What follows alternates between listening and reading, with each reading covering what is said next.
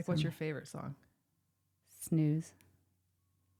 It's a little snoozy, but it's good. No, it's vibey though. See, that's like a good intro. Mm-hmm. Hi, welcome to the Carrie Croft Show. Hello, my name is Tish, and I'm about to dish. When I was young, I hated my name. Why? Because I got made fun of all the time. Tish the dish. Did Tish they say that? Tish Tosh. All of it. No and shit. So I'm bringing like, back childhood trauma by saying dish well, with Tish. not really, because I would be like, I can't wait till I turn 18. I'm going to change my name to Chris. Well, then they'd say something about Chris. Well, it's so much more normal, though, than Tish. But then I got older, and I love it. Oh, I think the name Tish is great. I love it. And I should have kept Tish Truluck, because that's a good name. Well, welcome to the Carrie Croft Show. Yeah. We're entering in a very sexy way, which I think is very appropriate for this podcast, Yeah. don't you? Mm-hmm. It's good, We're isn't not it? doing the typical welcome to the Carrie Croft Show bullshit. No, we're vibing into it. You and I are vibing big time hardcore because we vibe anyway as people. I will say, just to start out, I was very surprised that you wanted to come on the show. Me too. I would have never asked you. Me too. And I wouldn't have asked you, not because I wouldn't have wanted you, but from the outside, you are very, what's the word? Aloof. Like if you don't know, like you're very like maybe untouchable or something in private, which is good. Like you're this kind of like mysterious. I'm private.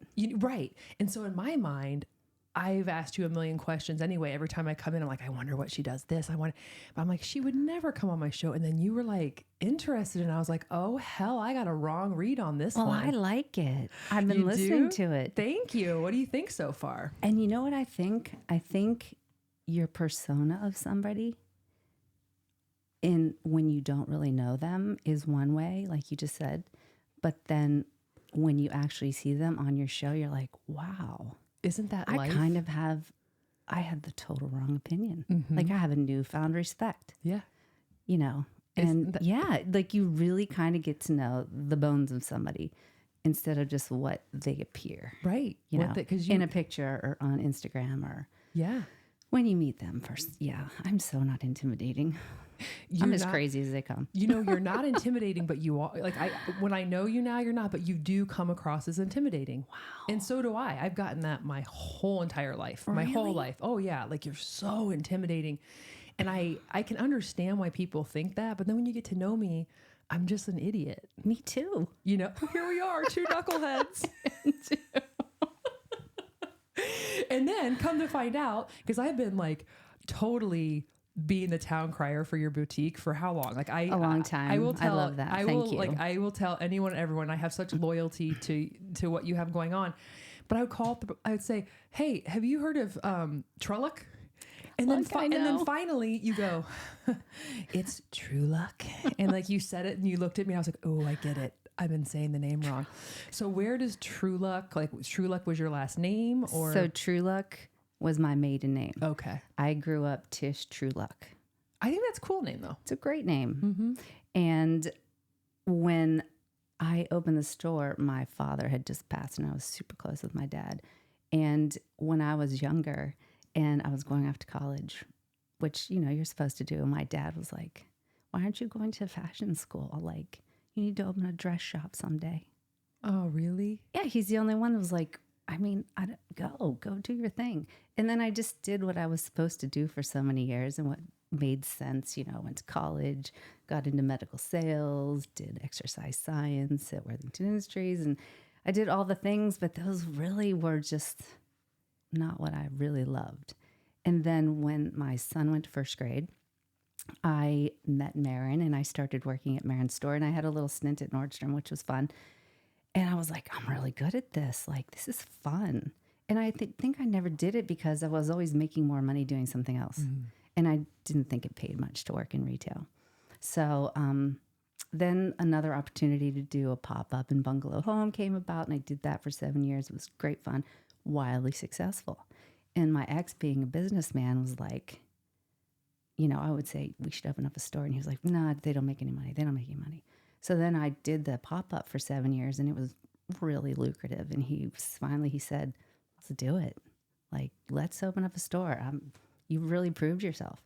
So we did it, but in the beginning, he helped me put it all together, and then we got a divorce. And I did it all myself. Like, he got me in there, he got me started, and then like we got a divorce, and then I had to do the build out on my own and deal with the contractors, and it was crazy, but I did it. Yeah. Feels good. Just for everyone out there, we're going to get to the divorce. Let's put it right. The divorce is going to be we're hot going topic, there. Yeah. But before we get there, I have to take a trip down memory lane because this just is a testament of really how talented you are. And I believe I need to give credit to Megan Janowitz.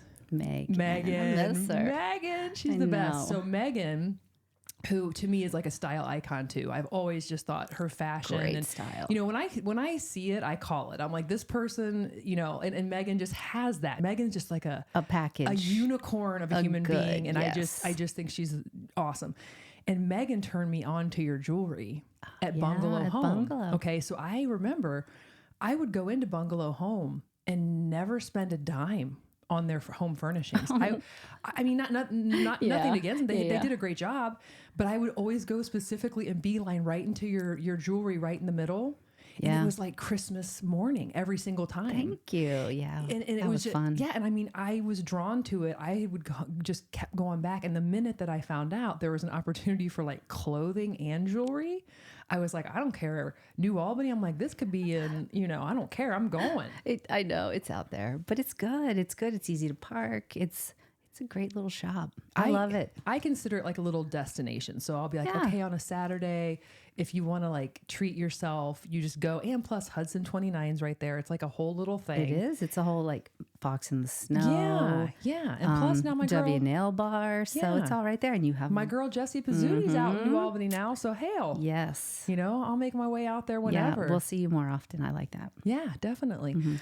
So what I want to talk about with your style, because I do wish that Columbus had more opportunities, more fashion opportunities at my fingertips. And I get that you can go to online and Amazon, all these things, but I love walking into a storefront when it comes to like buying something, especially if I have like a special occasion or if I want a really dope pair of jeans or something. It's great to have a spot close by where it's like you walk in there, your friends that are going to tell you the truth about the outfit, and you leave with your bag and you're like, this is it.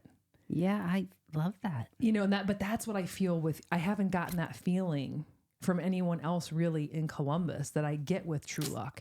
So I'm continually pushing you to please open something here. No. Specifically here, like if close I could to wrap me. my head around it, if I was better on the business side, if I could wrap my head around it, I would definitely go there. Well, guess what? You have someone here that just can work her way around around some making small business things happening.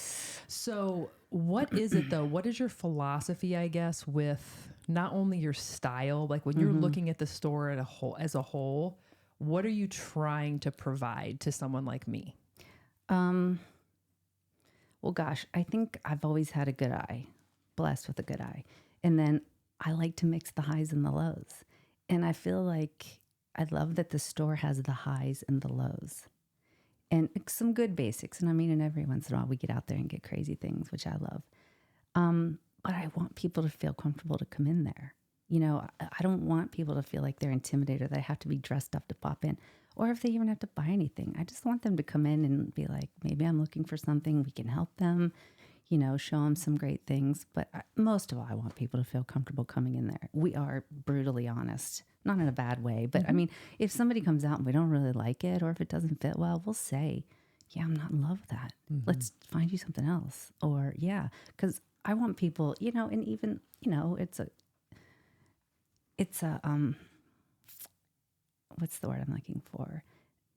It's a buy and return culture. And, you know, I do that online. It's a buy and return culture. So I want people to actually have things that they don't want to return. You know what I mean? They have things that they can wear a million different ways. They can wear it to an event and they can mix and match. So we try. And I'm a shopper. So thank goodness I turned it into a business. So the shopping part's easy and fun. And if I had a bigger store, I could even fill it bigger, you know, with better stuff. But describe your style. Oh, wow. Oh, this is going to be really cliche. That's okay. Like a tomboy chic. Yeah. I can see that. Yeah. Yeah, you have like a laid back. I think that's why Because I like fancy things and I like girly things, but then I'd probably mix them with something a little gritty. Yeah. Like a little tomboyish. So I like the mix. And maybe I think that's because I was a tomboy growing up. So it just comes with the territory. But yeah, I like the mix of the sweet and like a little sexier, grittier. Mm-hmm. Yeah. And speaking of the highs and the lows, you know, from a business perspective, it's very smart too, the psychology behind that. And I go in there and I'm like a freaking fish on a hook, man, because you know, you'll give me that Steve Madden jacket. It's $99. Mm-hmm. I'm like, by the way, that jacket is so good. The creamish one, love it. Steve Madden's it's so killing good. it. But then you'll be like, oh, have you seen this? You know, $600 this thing over necklace. here. I have this $600 leather vest, and you know how much I love the leather. And so then I end up, you know, but it's interesting in there because you don't feel like you're getting stuff that like is just like you're just gonna like, it's so trendy that you have to get rid of it in a season. You feel like you're like gathering things that mean something to you. Or it's just like a curation of things. You build a little, I want to say capsule or wardrobe. Yeah. And even when people leave, they have like a nice little stack. And I'm like, this is good. You're going to wear these. It's going to, I think some of the times I already know what they have. So I'm like, this is going to go so good with this, that, and the other. Yeah. So it's a lot of fun. Yeah, I'm super lucky I get to do it. For sure. We're lucky you get to do it. You dress me. Thank you. You know, you're the reason I look halfway decent most of the time. You're easy to dress. You got a good eye. Yeah. Let's talk about the big D, shall we? You know, absolutely. I put something out recently about doing like this mini series on divorce because I had gotten so many people responding about just one Instagram post that was put out. I mean, divorce is super relevant. Mm-hmm. And I think what's going to be very interesting and helpful for some people about your situation is the age you were when you did get divorced, because I think divorce is scary no matter what. Yeah. But when you're creeping into your late 40s, divorce can feel so scary. So like, first of all, going back to when you and Scott first got together. Yes. When you look back now with the beauty of hindsight. Mm-hmm.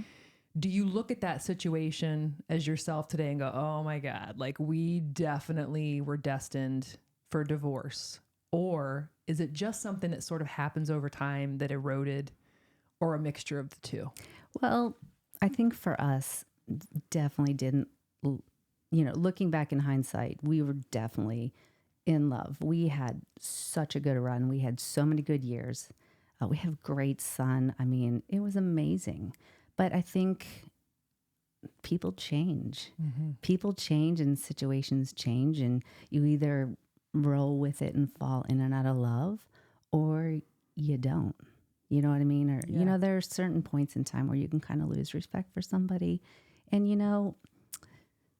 it happens. And I don't look back with any regret. I think we struggled for many years when I was younger.